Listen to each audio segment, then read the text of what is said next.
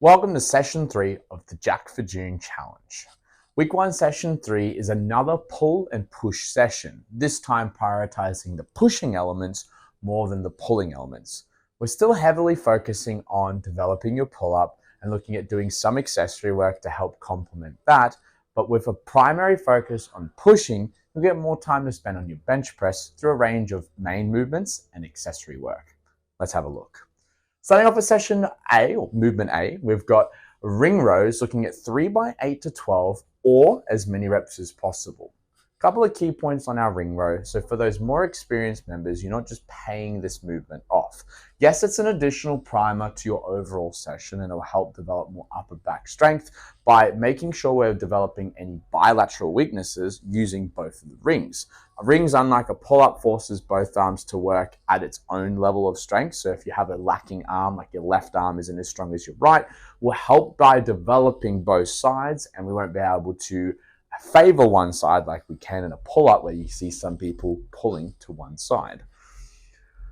Obviously, at a foot elevation, if you feel like the 12 reps is too easy, so if you're able to do 3 sets of 12 with ease and you're like, oh, that wasn't really much of a challenge, obviously moving your feet as far down as possible, creating your body as horizontally as you can will create more of a challenge. But if you've done that and you still find that 12 reps is too easy, then add a foot elevation. Trust me, a small stool, a box at the most, this will make that movement far more challenging, and then you'll be within that rep range. Once again, you're still exceeding that 12 reps. There's an option to perform as many reps as possible. Hopefully that will get the better of you. Our B component is going to be dumbbell cleans. Now, even though it reads like it's a power clean, this is just a broad term for it, but we're looking for hang. So hang, what we want to make sure is that we're actively hinging into the right position using some leg drive and a nice big shrug. All our good clean mechanics to receive the dumbbells, coming to full extension before lowering, resetting, and hitting another repetition. What we want to avoid is swinging. Hinge, don't swing.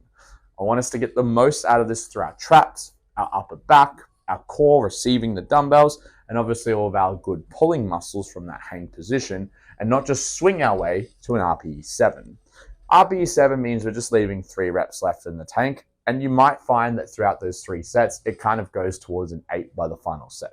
As long as the center set is about a 7, that's a good idea that you've hit the right weight. Bench press. Looking at bench press top holds for our C movement, 2 sets of 10 seconds at either 90% or a heavy weight.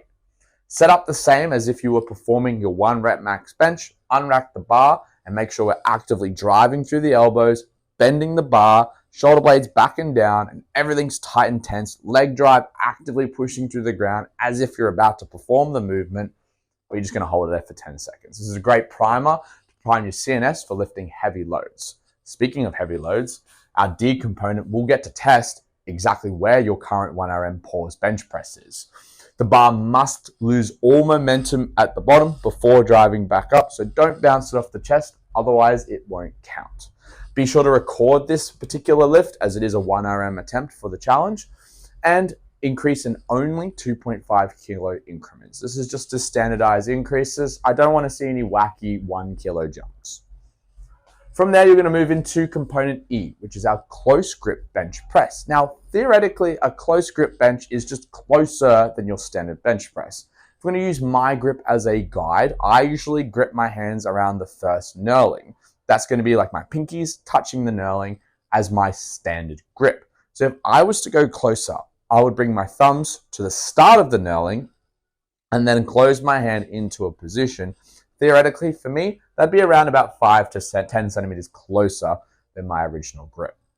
That being said, you're obviously going to be different to me. So if you already have a close grip like that, you might go even closer where your 4th finger or your middle finger is over the knurling, which will bring you a little bit closer than normal. Keep in mind, if you go too close, it's just going to be very wrist dominant, so you might feel some strain. 3 sets of 12 reps with an intensity set at the end at 50% or an RPE 8.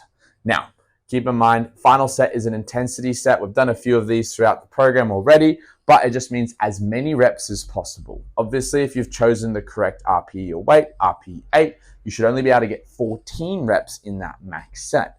That being said, if we're hitting closer to that 50% as a guideline, you might struggle to get over 12. You might end up getting 13 at the most. Keep in mind what number you get, because next week we're looking at improving on that percentage, but the reps stay the same. So you're going to try and beat that weight. It's going to be interesting. A little bit heavier. Can you get the same, if not one more rep? It's awesome to try and find out.